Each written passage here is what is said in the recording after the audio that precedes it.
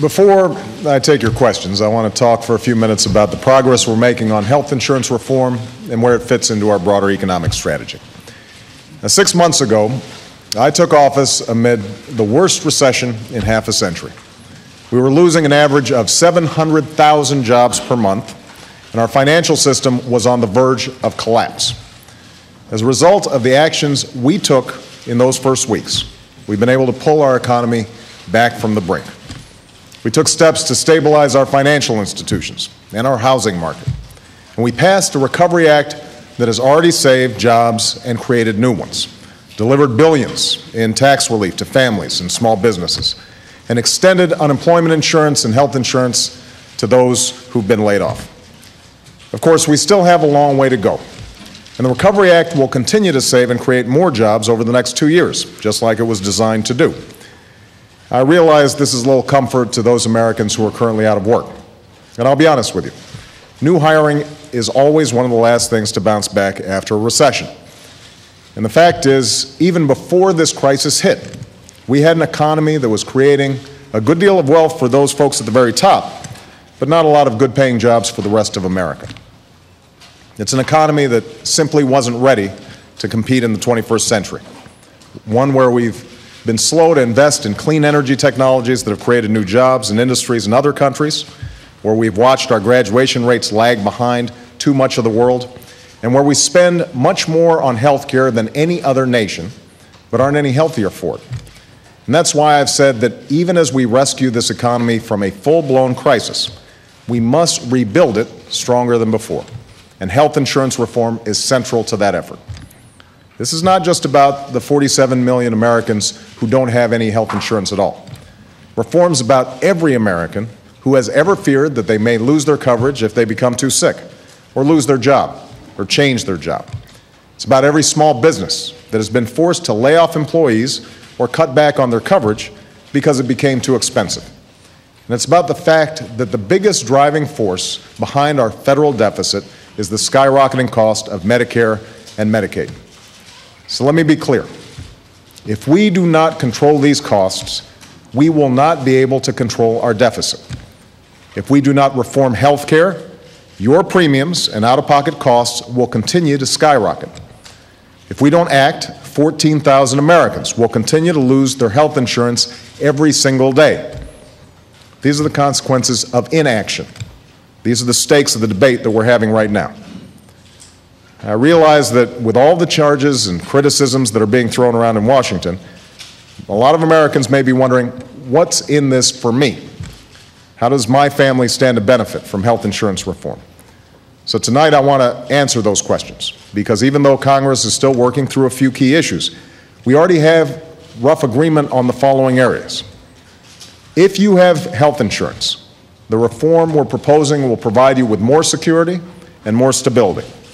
It will keep government out of health care decisions, giving you the option to keep your insurance if you're happy with it. It will prevent insurance companies from dropping your coverage if you get too sick. It will give you the security of knowing that if you lose your job, if you move, or if you change your job, you'll still be able to have coverage. It will limit the amount your insurance company can force you to pay for your medical costs out of your own pocket. And it will cover preventive care like checkups and mammograms that save lives and money. Now, if you don't have health insurance, or you're a small business looking to cover your employees, you'll be able to choose a quality, affordable health plan through a health insurance exchange, a marketplace that promotes choice and competition. And finally, no insurance company will be allowed to deny you coverage because of a pre-existing medical condition. I've also pledged that health insurance reform will not add to our deficit over the next decade, and I mean it. In the past 8 years, we saw the enactment of 2 tax cuts, primarily for the wealthiest Americans, and a Medicare prescription program, none of which were paid for. And that's partly why I inherited a $1.3 trillion deficit. That will not happen with health insurance reform. It will be paid for. Already we've estimated that 2/3 of the cost of reform can be paid for by reallocating money that is simply being wasted in federal health care programs. This includes over $100 billion of unwarranted subsidies that go to insurance companies as part of Medicare, subsidies that do nothing to improve care for our seniors. and I'm pleased that Congress has already embraced these proposals. While they're currently working through proposals to finance the remaining costs, I continue to insist that health reform not be paid for on the backs of middle-class families. In addition to making sure that this plan doesn't add to the deficit in the short term, the bill I sign must also slow the growth of health care costs in the long run.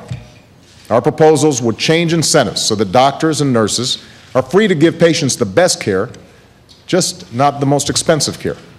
That's why the nation's largest organizations representing doctors and nurses have embraced our plan.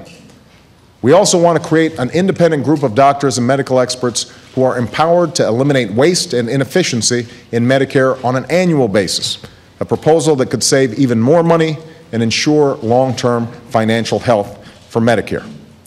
Overall, our proposals will improve the quality of care for our seniors and save them thousands of dollars on prescription drugs, which is why the AARP has endorsed our reform efforts.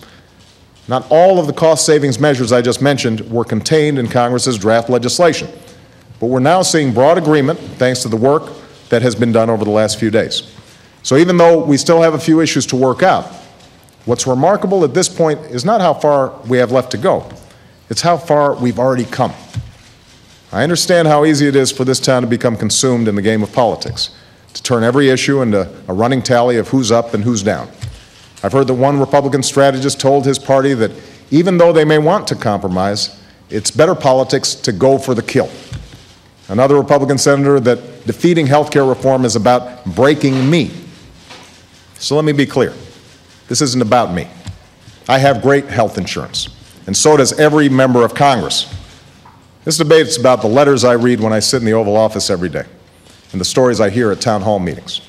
This is about the woman in Colorado who paid $700 a month to her insurance company only to find out that they wouldn't pay a dime for her cancer treatment, who had to use up her retirement funds to save her own life.